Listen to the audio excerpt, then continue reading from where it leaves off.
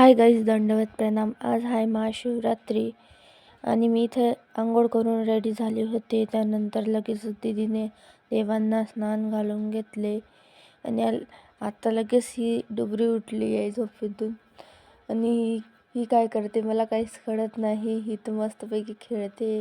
लगेच मी डोकं वगैरे विसरून रेडी झाले. आज दुपारी आम्ही हा पसारा काढला होता, डब्बे घासले आम्ही. इथं या दोन्ही पोरी झोपल्या होत्या म्हणूनच आम्हाला कामं उरकत होते. या उठल्या राहिल्या असत्या तर आम्हाला काहीच करू दिलं नसतं. डब्बे घासून आणि पुसून उन्हात ठेवले कारण त्यांना डाग पडत नाही.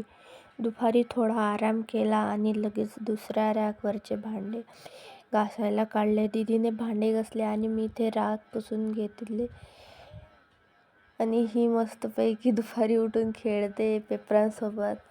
बरं झालं खेळते, नाही तर आम्हाला काहीच करू दिलं नसतं. पटापट आम्ही इथे कामं करून घेतले आणि दुपारी मस्त चहा केला आणि बाकीचे जे कामं होते ते आम्ही उरकवून घेतले. आणि हा आमचा आजचा मिनी ब्लॉग. Okay, bye.